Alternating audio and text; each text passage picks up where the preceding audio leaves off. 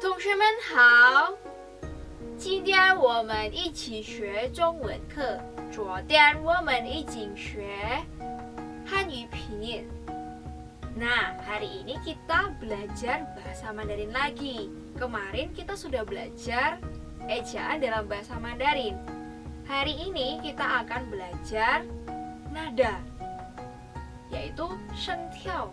Pasti kalian sudah tahu kan ya? Nah, sekarang kita akan belajar nada dalam bahasa Mandarin, yaitu shengtiao. Nanti kita juga akan belajar yang namanya pihua, yaitu goresan. Jadi kita nanti akan belajar goresan dasarnya terlebih dahulu supaya kalian bisa tulis hanzi. Nah, ini adalah tersulit kedua yang nada itu. Jadi kita belajar yang nada dulu sebelum kita masuk ke goresan. Nada di dalam bahasa Mandarin itu ada 4 macam. Tiisheng yang pertama, seperti garis lurus. Jadi kalau kita bacanya biasanya sama huruf hidup ya. Jadi contoh a, jadi datar. Biasanya kita ambil nada di sol, nada tinggi. A di sol. Lalu tiarsheng, nada kedua.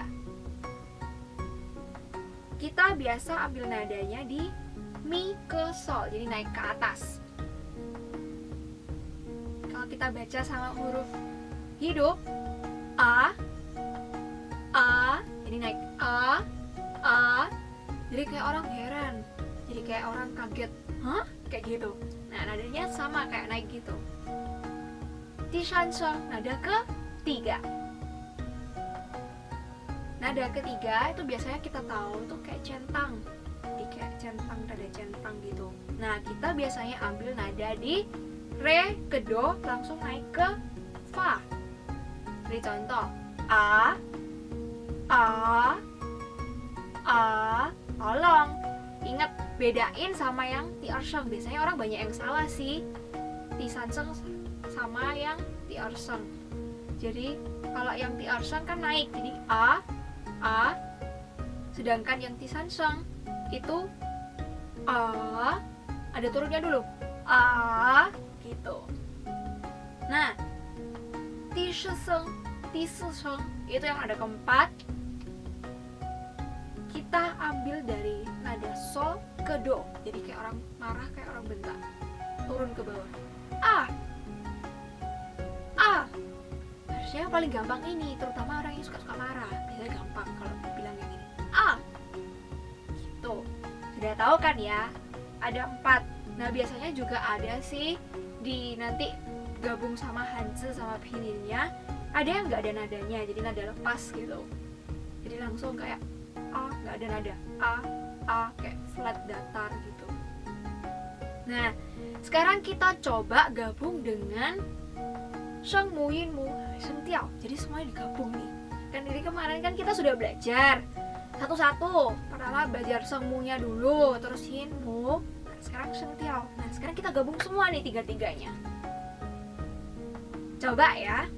Kita coba pakai BA nada 1, terus langsung yang nada 2, 3, 4 gitu ya. Coba ya. Kita mulai. Pa, pa, pa, pa, pa, pa, pa, pa. Nah, seperti itu bacanya. Ingat-ingat, jangan sampai salah, karena kalau salah bisa fatal artinya. Contoh nih, dalam bahasa Mandarin ada yang namanya qingwen. Qingwen itu permisi, mau tanya, kayak gitu. Qingwen, ingat ya, qingwen, permisi, mau tanya. Tapi kalau kita salah baca, contoh nih, harusnya wen, tapi kita bacanya wen, ya bisa qingwen, karena kita terpengaruh sama yang qing, kan qing nadanya yang nada ketiga.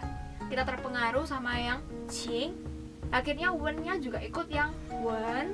Nah, itu nanti artinya bakal fatal sekali.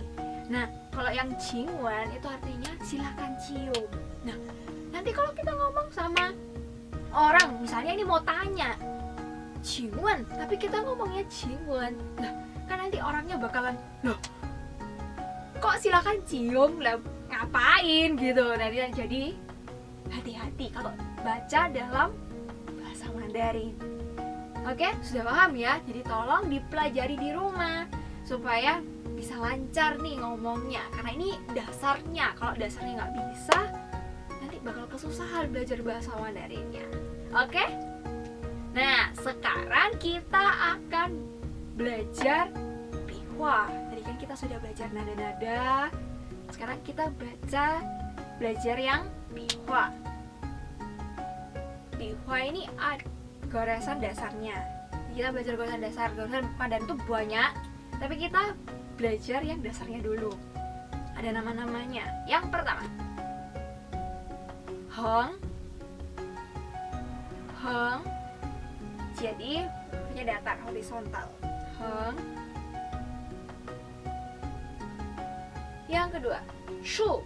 Di ke bawah. Shu. Pie. Pie. Na. Na. Dian. Dian. Ti. Ti. Nah, kalian harus bisa ini dulu supaya nanti sisanya biar bisa ditambah-tambah sendiri nanti belajar-belajar lagi. Oke? Bisa dipahami ya yang ini. Nanti ada caranya, cara menulisnya seperti apa. Jadi harus dari sebelah kiri ke kanan yang heng, tulisnya kiri ke kanan dulu heng gitu.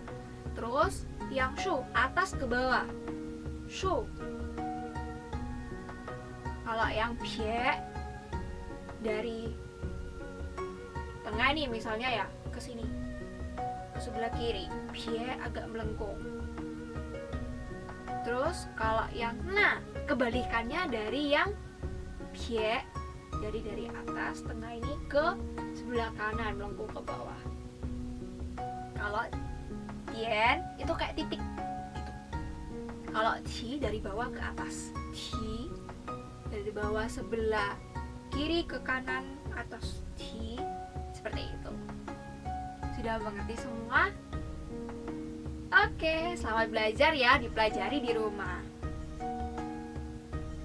那现在老师的课到这儿，你们在家自己学好吧？谢谢大家，再见，明天见，拜拜。